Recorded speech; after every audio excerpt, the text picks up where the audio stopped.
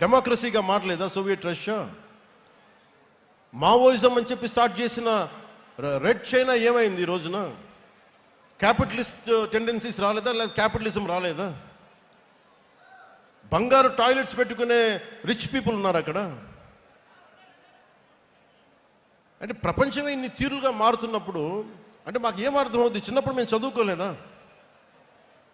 ఈ విమర్శించే మహానుభావులకు మేము కాలేజీలు డిగ్రీలు మేము వెళ్ళలేకపోయిండొచ్చు, కానీ చదువుకున్నాం. మేము ఐడియాలజికల్ బేసిస్ చదువుకున్నాం. ప్రతి పార్టీది సెక్యులరిజం అంటే అర్థం చేసుకున్నాం. ఫైబియన్ డెమోక్రసీ, అరే కమ్యూనిజం, సోషలిజం మీరు మొత్తం అన్ని అర్థం చేసుకున్న తర్వాతే కదా. అంటే ఏ భావన లేకుండా, ఏ ఆలోచన లేకుండా, ఏ ఐడియలిస్టిక్ టెండెన్సీస్ ప్రాక్టీస్కి మనకి అవగాహన లేకుండా పార్టీలు పెట్టేస్తామా? అంటే సినిమాలో కూర్చొని డ్యాన్సులు చేసి సినిమాలో కూర్చొని డైలాగులు చెప్తే వాళ్ళకి అవగాహన ఉండదనుకుంటున్నారా మీరు? అంటే రాజకీయాలు అంటే కూర్చోబెట్టి తెల్లగడ్డలు పెట్టుకొని హుందాగైన జుట్లు దువ్వుకొని సీరియస్గా ఇలా నమ్ముతూ ఇలా అంటే అలా అవసరం లేదు. సినిమాలు చేస్తాం, అన్నీ చేస్తాం, వాటితో పాటు లోపల రగిలే అగ్నిగుండంలా ఉంటుంది మా గుండె. కష్టాల మీద కోపాలు ఉంటాయి మాకు.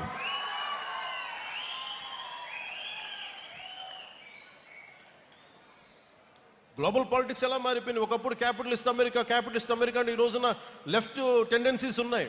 లెఫ్ట్ వింగ్ అని మాట్లాడుతూ ఉన్నారు.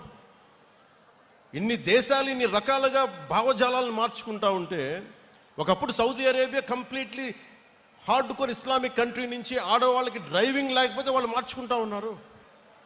ఆడవాళ్ళకి ఓటింగ్ హక్కు లేకపోతే ఓటింగ్ హక్కు ఇచ్చారు. ఆడవాళ్ళు డ్రైవింగ్ చేయకూడదు, ఆడవాళ్ళకి డ్రైవింగ్ చేయించారు. ప్రపంచ కార్మికులారా ఏకం కండి చెప్పి దశాబ్దాలు ఊదరగొట్టి ఇలా చేసి చివరికి ఏం చేశారు? ఎవరి ప్రాంతం కార్మికులు వాళ్ళకే మీరు ఈ రాష్ట్రంలో మీకు సంబంధం అని చెప్పి వచ్చినాయి కదా ఇవన్నీ. మరి కమ్యూనిజం ఏం మాట్లాడదు దీని మీద? మీరే ఇన్ని రకాలుగా మారినప్పుడు ఇవన్నీ అర్థం చేసుకునే మేము 7 సిద్ధాంతాలుగా మాట్లాడాం. అవగాహన లేక కాదు, సంపూర్ణమైన అవగాహనతోనే మాట్లాడాం. అవగాహన లేకుండా మాట్లాడతామా? ఏమి చదవకుండా వస్తామా? కానీ కాలం నేను ఒకరిని చెప్తే సరిపోదు, నిలబడాలి. నేను ప్రతిపాదించిన సిద్ధాంతాలకి నేనే నలిగి ఒళ్ళు చిట్ల కొట్టుకొని నిలబడి విజయం సాధించి 100% స్ట్రైకింగ్ రేటు కొడితే అప్పుడు ఈ సిద్ధాంతాలను నమ్ముతారు.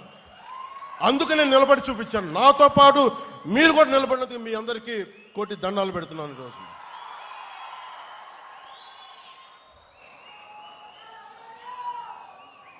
Love you. ఏదైనా మాట్లాడితే మారిపోయామంటే ల్యాండ్ ఆఫ్ తిలక్ మహారాష్ట్ర ఏం మాట్లాడద్ది? స్వరాజ్యం నా జన్మ హక్కు అని చెప్పిన తిలక్ నేలది. అలాంటి నేల కేవలం అది మరాఠీ మాణుస్ అని చెప్పలేదు. ఆయన చెప్పింది మరాఠీ మాణుస్ ఇచ్చిన శ్లోకం.